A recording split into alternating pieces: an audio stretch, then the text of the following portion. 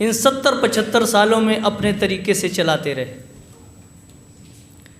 क्योंकि चाहे आप देखेंगे रेनके आयोग की जो सिफारिशें हुई और उस रेनके आयोग में डीएनटी की जो सिफारिशें हुई आज दिन तक देश में लागू नहीं हो पाई। उसका कारण क्या है कि ये जो अड़घुमड़ंतु जो ईंट भट्ठे कूड़ा बीनने का काम करने वाले इस देश के हम सब लोगों के भाई और परिवार के लोग हैं। क्योंकि हमें लगता नहीं कि इस देश के हम निवासी हैं, क्योंकि हमारा एक भाई भूख और प्यास से तड़प रहा है और एक हमारा भाई लग्जीरियस लाइफ जीने के लिए उतावला है। क्योंकि देश में परिस्थितियां आज अलग हैं।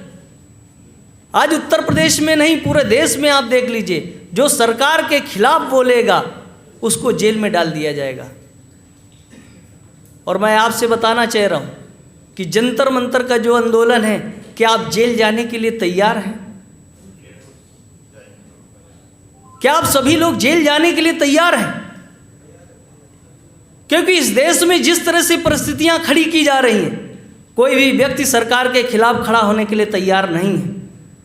और आज जो आप देख रहे हैं वी विश्वेश्वरैया जी के नेतृत्व में पूरे कॉन्स्टिट्यूशन को अध्ययन करने के बाद एक एक पॉइंट को 8-9 पॉइंट आपके सामने SRA के माध्यम से लिखे गए हैं। उसमें एक एक बारीकी से काम करने के लिए, और मैं ये समझता हूँ कि आज जस्टिस वी विश्वेश्वरैया भी जेल जाने के लिए तैयार हैं। क्योंकि ये ताकत है हम सब लोगों की, इस संविधान को बचाने की, इस देश के कॉन्स्टिट्यूशन को बचाने के लिए हम सब लोग शिरकत कर रहे हैं। और आज जो हम लोग ये मीटिंग है कॉन्स्टिट्यूशन क्लब में, ये जो भारत का संविधान बना, जो कॉन्स्टिट्यूशन बना, उसके क्लब में हाउस में मीटिंग कर रहे हैं। और जो जंतर मंतर का आंदोलन होगा, मैंने दिल्ली के अंदर 4-5 दिन से पढ़ा हूँ।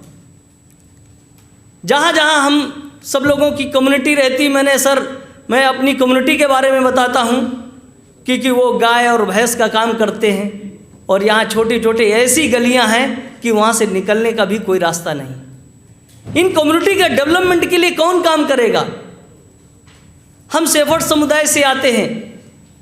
एक सामाजिक, जब रेनके आयोग की सिफारिशों की लागू होने की बात चली तो उसमें सामाजिक और अधिकारिता मंत्रालय से एक पत्र जारी हुआ कि उत्तर प्रदेश के अंदर गडरिया समुदाय जो है वो इसमें शामिल किया जाए कि नहीं किया जाए।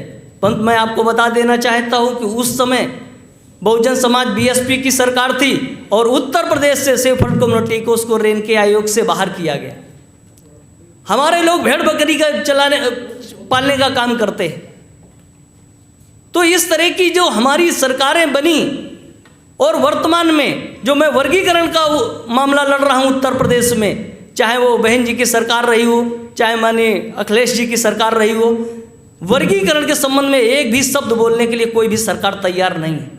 तो हमें उनसे खतरा कम, इनसे खतरा ज़्यादा है कि हम लोग, जो हमारा भाई है, वो एक छोटे भाई को आपको हिस्सा देने के लिए तैयार नहीं है। हम 27% की जो है उसकी वर्गीकरण की बात करते हैं। हम 52% की आबादी जो उन्होंने अभी 10% लागू किया है, ये मेरे समझ में जो रेनके आयोग की अर्धगुमड़ंतु की 10% की सिफारिश हुई थी, उसका शायद मेरे समझ में जनरल कैटेगरी का जो अभी कोटा जारी किया है जनरल में, शायद उनका ही कोटा ये लोग इस बार खा रहे हैं। पिछड़े, अति पिछड़े, SC ST, जिन्हें हमने, हमारे बहुत से महान व्यक्तियों ने जो टाइटल दिए हैं, जैसे बहुजन समाज का टाइटल दे दिया, या समाजवादी आंदोलन, जितने भी आंदोलन हमारे पक्ष में चले हैं, राष्ट्र के उत्थान के लिए चले हैं, उन सब के उत्थान की जरूरत है।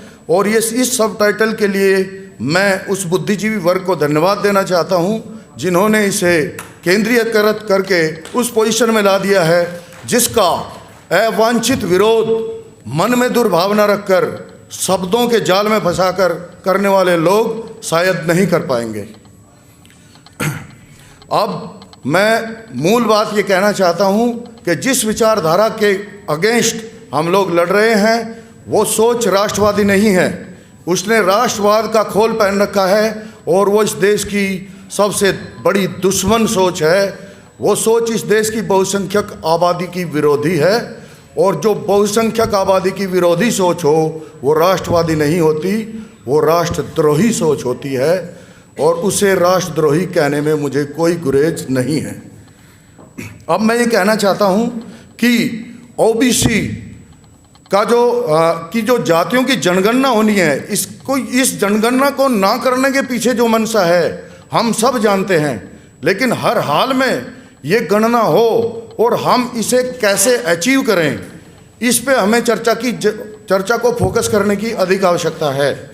और वो तब हो सकती है जब उनकी मंशा के विरोध में हमारा मिशन इतना मजबूत हो जाए कि उन्हें हमारी बात मानने के लिए बाध्य होना पड़े। और इसमें समय नहीं है, क्योंकि देश की आज़ादी को लगभग 70-75 साल हो चुके हैं और उनकी मंशा अब भी नहीं है। अब तो जो सत्ता में शक्ति बैठी है, जो विचारधारा बैठी है, वो तो इसके जस्ट विरोध में है, उनसे हम अपेक्षा नहीं कर सकते। तो जो अन्य वैकल्पिक व्यवस्थाएं हैं उस बारे में हमें सोचना पड़ेगा।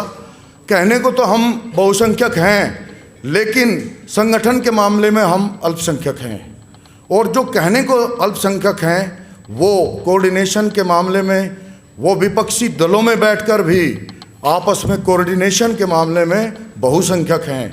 और बहुसंख्यकवादियों का अल्पसंख्यक होने के बावजूद हमें अल्पसंख्यक होकर विरोध नहीं कर सकते।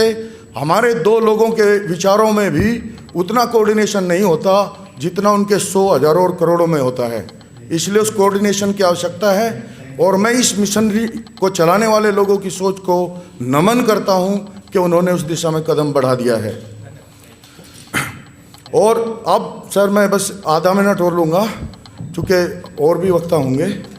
तो मैं आप सभी से आग्रह करता हूं कि इस दिशा में सर हम सोशल वर्क तो करें ही। इस वक्त डिजिटलाइज युग है और सोशल मीडिया ने बहुत कुछ आसान किया है। शायद हम भी आज सोशल मीडिया की ताकत से ही संगठित हो पाए हैं, वरना हमारे लिए कोई मीडिया काम नहीं करती। और सोशल मीडिया पर इतने प्लेटफॉर्म बने हुए हैं, कोई वेबसाइट बनाई जा सकती है, कोई ऐप बनाई जा सकती है जो जनसंख्या के लिए काम करे और उसमें प्रत्येक घर से डाटा वहाँ पर पहुँच जाए।